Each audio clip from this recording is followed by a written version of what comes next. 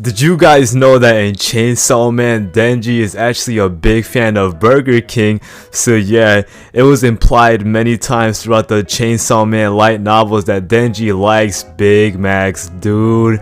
And I don't blame him, bro. They're so cheap and efficient, man. They get the job done. I mean, for where I live, I think Big Macs run like $5 and they have like over 1,000 calories. So yeah, it's probably the best bang for your buck you're ever gonna get. But yeah, guys, remember to like, comment, and subscribe.